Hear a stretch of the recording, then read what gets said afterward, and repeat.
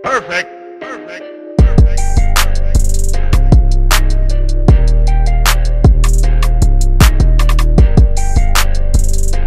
Hey everybody, welcome back to another episode of Reaction Therapy. I am Tom Stevens, your resident psychotherapist, here to break down an interview.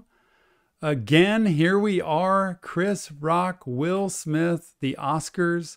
We covered that interview, and now I've gone back and found something in history that I think tells the tale of what I was talking about. This is an interview that was done by Howard Stern on the Howard Stern Show and Chris Rock being interviewed in September of 2020, I believe. So it's a year and a half ago or more that this happened. And he was talking about the very thing I was talking about with the Oscars, which is childhood trauma, bullying, abuse, mistreatment, and how he dealt with it, coped with it, and I think how it relates to what happened at the Oscars the other night. So I wanted to play a piece of this so that you could kind of see what I'm talking about and how it relates to trauma. Remember, the mission and passion at Reaction Therapy is to spread mental health awareness to the world through music and lyrics. And now we're adding TV interviews and TV shows and other things too, because we just want to spread mental health awareness. As a mental health professional, a therapist that has been in the field for 25 years, I can tell you I've seen enough trauma that I'm ready for it to stop. And the only way that it can stop is for us to generationally stop it, meaning it's not okay to keep traumatizing everybody. And that's through words and actions. Trauma does not have to be the big plane crash, the big car accident. It can be the way people mistreat you over time in subtle ways that is triggering and traumatizing to you as you become an adult. So this interview is interesting. Without further ado, let's get into this. Chris Rock on the Howard Stern Show, talking about trauma and himself. I'm a total fucking weirdo. Anybody that knows me has been around me. It's like, what's up with that guy? It's a little, does he like me? You know, I mean, people fucking say that shit, think I don't like him. I suffer from big ego, low self-esteem. Big ego, low self-esteem. When you have big ego, low self-esteem, that means you have an enormous, sense of yourself, thinking you're really great in one sense, but a big inferiority complex on the other, meaning I'm worthless. But on the outside, I show that I'm not. So in 12-step program, in addiction, no matter what the addiction is, we typically say, this person has they have such a big ego, they don't even think they have an ego. And they have an overinflated ego with an inferiority complex. And he's describing that, meaning, well, let's hear what he says about it, because this will describe why his ego is so big. And when I say big ego, it's only about telling jokes. Yeah. If it's got something to do with my work, I'm the baddest motherfucker alive. But anything else, it's like I just feel not worthy of anyone's attention, anyone's love, any accolades, just anything. That says so much right there. As a professional, and this is what happens when trauma sets in. I know I get excited about this because I love trauma, because I love working with it so we can do something about it and help your brain to heal from it. When trauma sets in and you are mistreated, abused, or put in bad situation, neglected, it tells your brain a fact about yourself. It doesn't just give you feelings. Those are the things that come out of the core beliefs, we call them. The feelings are the sadness, fear, worry, depression, anger, all that stuff. The core belief, the belief in yourself that comes out is I'm worthless, I'm no good, I won't make it, I don't deserve it, I'm not safe, all those true facts. And when that plants in your brain because of trauma, it triggers every time you're in another situation like that it happens. So if somebody bullies you when you're younger and it affects you badly, when you get a coworker or a boss when you're 35 that bullies you, not even in an overt way, but just is rude, is mean, is controlling to you, or manipulative as a coworker, and you get the same treatment, but as an adult, they're not little kids anymore, they're doing it in an adult way. You can feel inside your body like you're that 8-year-old on the playground getting bullied all over again. Your outside might not show it all the time, but inside you are feeling worthless, no good, not deserving, and like a bad person. And when that happens, you act from that. And that's where the fight, flight, or freeze comes in when trauma kicks in. Fight meaning Will Smith, I feel traumatized and triggered right now. For whatever reason, I'm going to go fight and I'm going to attack. Flight means I want to get away from this. That was Chris Rock at the end. I'm going to get away from this, settle it down, and just kind of back myself away so that I don't get into any other fight because I'm scared to death right now. And the freeze is like, I'm not sure what to do.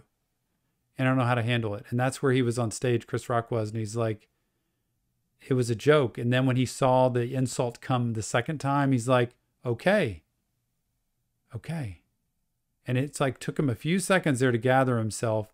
And he looked to the side. And that's where the freeze piece came in. He was trying to process all that stuff. And the freeze being a completely fear-based thing.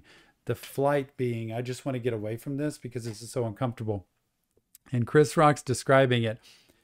I learned, he's not saying this, I'm saying it for him. I learned how to compensate for my being bullied and picked on, I think, when he was younger as through comedy. And that made me feel good about myself. It got me attention. It got me accolades. I became bigger. I became stronger, became better. And that was my self-esteem. So I had a huge self-esteem, right? Ego city, like he was super blown up feeling about himself as a performer, but not as a person. And then he feels worthless because that person never gets healed. When you have good therapy, though, listen to this. When you have good therapy and you can go back and kind of connect the dots on all that, hey, just because you're a great comedian and you're doing really well, we want those two to match. We want your person to match the comedian. We want to build that self-esteem for you and help you understand that just because you were picked on, bullied, or mistreated when you were younger by your parents or relatives or whoever, we haven't heard the rest of this interview, but just because that happened doesn't mean that's your worth. Just because they treated you that way and it made you feel that way in the moment doesn't mean that's actually the way you are. You get to decide who you are. Maybe it was them that was messed up, the way they treated you, and had nothing to do with you after all. And then the self-esteem can come up and match the other self-esteem. So let's hear the rest of this. I can't tell you that I'm any different. I don't know. I mean, I do know where it comes from. It all stems from your relationship with your parents and how you were raised. It stems from a relation with your parents. It stems from, you went through this, you and I have this in common. Like you went to a black school, I went to a white school. Isn't that interesting? You know, they both went to opposite race schools. You know, Howard Stern to a black school, Chris Rock to a white school. And Howard Stern's exactly on target here. That it stems from the parents. It stems from key caregivers. It stems from the people close around you when you grow up. Especially the parents, though, because they're the main people in your life. And when you get mistreated or you get unhealthy patterns, either treated a certain way or watching them act a certain way, it can trigger you. You can feel unsafe. You could feel like you can't trust people around you. You can feel like it's your fault because life's chaotic or there's abuse or there's mistreatment or there's fighting going on and it's your fault. And when that happens, you grow up thinking, there must be something wrong with me because all of that happened. And remember, when you're children, your brain's not developed till you're a teenager fully with the cortex. So the tendency is to think this must be my fault. If there's a divorce, if there's abuse, if there's trauma, I must have done something to deserve this. I must have done something to cause this. And it is a vicious cycle that has to be stopped so we can nurture children rather than put them in dangerous situations and just toughen them up is what happens. And you have this childhood trauma that you haven't dealt with. Here we go. And you think you've dealt with it because you're on the radio and you talk about it and you made a lot of money. And I think I've dealt with it because I can write jokes about it, but I never dealt with it. Boy, he is hitting, this is just falling right into line. He's talking about childhood trauma. This is all of what we talk about in reaction therapy. Isn't this cool? Childhood trauma that you think you've dealt with because you went off and became successful, but actually you just became successful and you could pretend that stuff didn't exist anymore, but it does exist. It sits inside you and it came out in him the night of the Oscars. And he was treated by Will Smith the same as these people treated him when he was younger. And it threw him right back into that state of, what did I do to deserve this? What do I do now? I'm scared. I'm unsure of what to do. And when that triggering happens, you go back to your old coping skills. And for him, it was, let's sweep it under the rug. Let's try to just move on and make everything like flow smoothly at this point because I don't know what to do. And he looked that way from that way on. He was not his confident self. If you watch the Oscars, you'll see he came out very confident, very strong, so funny, and such a great entertainer. And then he left the shell of who he really is because of that trauma, I think. Was this a horrible existence? The closest character I can relate to is Tim Robbins in The Shawshank. Every day was hell. I was a nigga. The Shawshank Redemption, one of my favorite movies. And if you haven't seen that, you need to go see it because in that movie, Tim Robbins was put in prison really wrongly, I think, but he was put in prison for years and they mistreated him, abused him, the other cellmates, not all of them, but there was a group that just day after day assaulted him, abused him, mistreated him, beat him up, all kinds of things. And he could not escape it because he's in prison and everybody looked the other way. And he had to keep fighting back to protect himself, but eventually just gave in and he just gets abused and hurt. And that's the existence. Chris Rock is saying, when I watch that movie, it makes me feel like I did when I was a child. And he can still relate to the way he was when he was 6, 7, 8, 9 years old by that movie. So that's the trigger. I watched that movie and I'm triggered. Trigger not being horrible all the time. Trigger just meaning it turned the light bulb on to what I felt like when I was younger. That movie relates so well to what it was like for me as a child. You might not have seen it if you saw him as a child, but it's what he experienced. And now that he describes it, you can tell that will mess somebody up because you believe in a way you deserve it. Or if you don't believe you deserve it, you believe there's no way to get out of it. And I'm stuck taking this and tolerating it. And that's what he had with Will Smith. And I got fucking my ass beat and I got physically fucked up and there we go. Sometimes some sexual shit happened. And yeah, like I wasn't raped, but rape-ish. Don't you remember? See, it's all falling in line. This tells such a story. And this is over a year and a half ago that he talked about this. And I think I'm not trying to highlight the Oscars the other night. I'm trying to highlight what trauma does to us when it's unresolved and what trauma does to people. Because it's same as Will Smith. I'm sure he's got something in his background that made him feel this isn't just a man that's totally well-adjusted. That's not well-adjusted when that happens. It doesn't mean he's a horrible person. It doesn't mean that, oh gosh, he's just the rest of his life, he's just horrible. It doesn't mean that. It means something triggered in you that goes back somewhere that made you feel like you had the only way you could handle that situation was that, which is not cool. That's not the way it should be handled. Chris Rock, on the other hand, handled it his own way because of the trauma from the past. He acted out the way he needed to from the past, which is, let me just back up. I was beat up. I was mistreated. And the only way I know how to deal with it is to just make it get away from me as quick as possible. Remember the name of every kid who beat the shit out of you? I was doing a movie a couple of years ago, and one of my bullies was working security on the movie. Oh, shit. A guy who literally one day in school turned me upside down and shook the money out of my pockets. He goes to become a famous actor.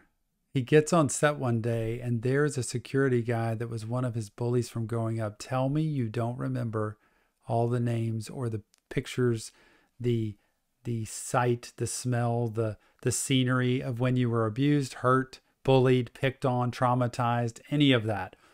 We remember that stuff. And he remembers this guy from way back. And the guy probably noticed him too, but he remembers this guy. And now he's sent back to this early life. But he's in a different place now, and Chris Rock's in his element. So I'm sure he felt a lot more secure than he did back when he grew up with this guy. And I'm filming a scene. This is a top 5. And I look and I'm like, is that B? I'll just say B. And he nodded, kind of shame, he was kind of ashamed. And I just gave him just a quick look like, hey man, I hope you're doing well. You take care. And I kept it moving. I didn't. That's health. Being able to just nod your head, not avoid him, not be afraid of him. You're doing your thing. But being able to just nod and not humiliate him, not make fun of him. This is the same way he handled the Oscars. That's mental health. That's good. He's able to say, you know what? I'm past that. I don't let him, I tell people all the time when trauma happens, don't let them live in your house. I don't let this guy who was my bully live in my house anymore. Like, he's here in front of me, but he doesn't have that power over me anymore. He's not having that impact. He doesn't live in my head. And he can move on and he can feel confident about who he is. He could have been my friend. Right. You know what I mean? He could have been in the trailer with us watching The Godfather. You know what I mean? Like, the fact that he had to go through that whole day and watch me walk around and watch me, I was directing a movie, and watch me be me in all my glory, and to be so close to me, but yet so motherfucking far. Right. That is so true. Like, he was able to feel confident, comfortable, be surrounded with his people. And this other guy had to live the whole day remembering what he did to Chris Rock and who he was, and possibly has never changed. Possibly continues to bully people just in an adult way. And so you have to be able to recognize that when you get healing, when you get treatment to recover from trauma and the things you've been through, you can handle future situations differently, which I think Chris Rock does. I think that's why I'm giving him kudos, because he was able to handle the situation with this bully. He was able to handle the situation at the Oscars with Will Smith, even though it could have gone very differently. Even though people are making fun of it, telling him he should have just thrown down with him. That's not health. That's just treating violence with violence, and it's just continuing a cycle that children get to see. Wow, that's how you do it. These are my heroes, so I'm going to do that. So I appreciate Chris Rock for saying that. You got your revenge. Yeah. I didn't have to do anything. You ever watch Bugs Bunny? Bugs Bunny. When did Elmer Fudd get really mad at Bugs Bunny? Not when he shot him in the face with an anvil. Not when he hit him over the head with a rock. You know when Elmer Fudd got really mad? When Bugs Bunny kissed him. That is so telling there. When Bugs Bunny kissed him. So Elmer Fudd gets beat over the head, gets pushed around, gets just hurt. But when Bugs Bunny kissed him, that's when he got so furious, that close connection, that intimacy, that he just couldn't stand. And Chris Rock ends this interview by saying, sometimes you just need to give somebody a kiss. And I think his way of giving somebody a kiss is nodding his head to that bully. And it's also in being able to kind of handle things the way he did at the Oscars with Will Smith. So what a beautiful way to put this together. And I hope you can get something out of this in terms of mental health, because our passion is to bring mental health awareness to everybody through what we do. As a mental health professional, that's what I want to do, is let you see that through healing, you can take a traumatic situation like Chris Rock went through at the Oscars recently, and you can actually come out a stronger person, not weaker. Will Smith's going to come out with with some scars to heal, with some trauma to deal with some dysfunction to try to correct here, to be able to live with the integrity that he speaks about, in his speech. When he speaks about, love, that's not love. And so he's got to be able to learn to match those up. But you can do this in therapy, good therapy, not bad therapy, but good therapy. You can do this. So I hope this kind of had an impact for you. Let me know your thoughts, feedback. It's a little different than what we normally do, but I wanted to shed some light to this so that you can see that life is worth living and that trauma can be recovered. Life can be good after trauma in spite of what happened. So thank you so much for being here. Join Reaction Therapy, subscribe if you haven't already, but I can't wait to see you at the next Reaction Therapy.